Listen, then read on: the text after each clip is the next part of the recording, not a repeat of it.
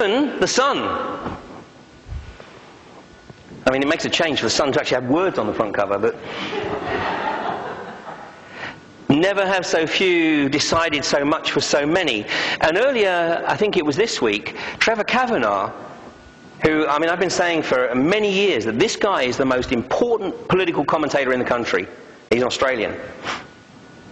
But he is Murdoch's political man writing for the Sun. 13 million people a day read or at least skim on what this guy has to say in terms of political comment. And in this article, which I think I have a copy of it here if anybody wants to look at it, in this article he's basically saying, my God, you know, aren't the British people waking up to what's occurring? Now I don't believe that he for 1 minute wants to stop, nor does his boss, Murdoch, want to stop it. What they're doing is they're just testing the water. And they're saying, you know, how far can we push these people? And there's no reaction, of course. The New World Order. What is the objectives of the New World Order? One world government, one world economy, one world religion, theirs, and the population of less than 1 billion people. And you think, well, that's ridiculous, that's not going to happen. But let me tell you, there are organisations, and they're becoming even more open about this goal to reduce the population. I just want to flag up this, because this is very significant. The Club of Rome is effectively an inner group within the, well, the Bilderbergers were a spin-off of the Club of Rome. But this is, the people who sit on this think tank are, you know, deep within the inner workings. And this particular report is the first ever mention that I can find of global warming. Now read this very carefully, because in searching for a new enemy to unite us, because this was written immediately after the fall of the Soviet Empire, so the Cold War was ostensibly over. In searching for a new enemy to unite us, we came up with the idea that pollution, the threat of global warming, water shortages, famine and the like would fit the bill. All these dangers are caused by human intervention. And then this wonderful payoff line at the bottom, the real enemy then is humanity itself. You know, the whole idea of these guys, their agenda, these guys are very, very cute, they're very smart, take nothing away from them, they know their game, they're very good at it, they've had many years to practice. So what they do is they come up with stuff like this to keep us chasing our tail. You know, and basically keep us sort of focused. I mean, all this green stuff. Oh, by the way, the press said that I'm a green campaigner. I'm not a green campaigner. I'm a campaigner for truth and political integrity. No, I'm not a green in any way. I'm about choice and honesty. You know, and what these guys are making very clear is that they will come up with an agenda that keeps people locked into this vicious cycle, you know, and we can tax them for it. We can come up with all these green taxes. I mean, this stuff about peak oil, I mean, the DVD of the talk that I gave here a few weeks ago on peak oil will be available very shortly. But look at the evidence. Look at the backlog of aircraft. Look at what the oil companies are doing. Peak oil, at best, is 50, 100 years away. What I'm talking to you about tonight is 2.5 years away and less. This wonderful piece of work, Dr. Eric Pianka, professor of zoology at the University of Texas in Austin, and he made a speech less than 2 years ago, and he said, basically, the top scientist gave a speech to the Texas Academy of Science in which he advocated the need, listen carefully, to exterminate 90% of the population through the airborne Ebola virus. Dr. Pianka's chilling comments and their enthusiastic reception again underscore the elite's agenda to enact horrifying measures of population control. And this guy got a standing ovation. And just in case anybody's in any doubt, this henge is called the Georgia Guidestones, and it manifested mysteriously in 1980. And on it, there's, I think, 12 objectives, and they're carved out in 12 languages. I'm not going to go through all the objectives, but you might be interested in a couple of them, because the top one says, maintain humanity under 500 million, in perpetual balance with nature. Under 500 million. Now, at least Pianka said 1 billion. I mean, these guys are going to 500, I mean, that's The US population is 300 million right now.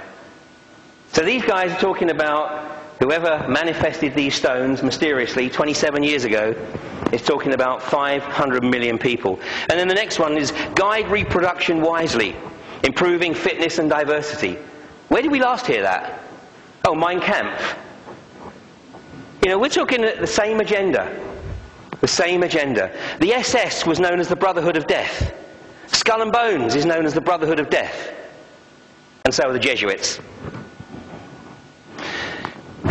On 9/11, Senator Gary Hart made a statement on TV. And in that statement he said, Americans will likely die on American soil, possibly in large numbers. Now, when I heard him make that speech, and it took me a couple of months before I actually sort of managed to find the video of it and look at it again, because it was a speech, I was watching it in Belize, so it was early in the morning for me when 9/11 was going down, but I remembered that speech. But I later traced it. He wasn't actually making that speech from any original point of view. He was actually quoting from another report written by another extreme right-wing group like the Project for a New American Century, and it was the Hart-Rudman US Commission on National Security, and they actually included this statement in their report. Americans will likely die, possibly in large numbers. Well, you know what? I reckon he was talking about the pharmaceutical industry. Because in the US alone, there are over 106,000 deaths every year, and catch this next bit, from properly prescribed medicines. Taken exactly as directed. From properly prescribed medicines. I mean, I tell you, this has opened up a whole new avenue of research for me. And there's one particular book that I came across. It's called Corporate Crime in the Pharmaceutical Industry. And when I tried to get my hands on it, you know what I was being told was that the pharmaceutical industry, this book was published in 1984, had basically tried to buy up every copy of this book. Well, I eventually managed to get this copy for the princely sum of 58 quid, would you believe? And it's an old library book. So I am extremely grateful for the guy who didn't, or lady who didn't return their library book. I mean, they made out like a bandit because I came along and bought it for 58 quid, questions later. But it's a wonderful book. Corporate Crime in the Pharmaceutical Industry. I mean, wonderful in a perverse sort of way because it gives insights. And you can see that these guys know that this kind of death rate is normal. But they're happy to live with it. And look at this. Another 150,000 people will die every year as a result of other medical blunders, making deaths caused by doctors one of the leading causes, some would say the leading cause of death in the USA. Well, of course, MRSA and the such, are also catching up with that. In the 10 years, it's estimated that 7.8 million people suffered death from properly prescribed and properly implemented medications. When the pharmaceutical industry does a test, right, it has to prove that there is a percentage of the people who are participating in that test who received some positive benefit from that particular medication. Any idea what the percentage of that they have to prove is? 35%? We wish. It's 5%.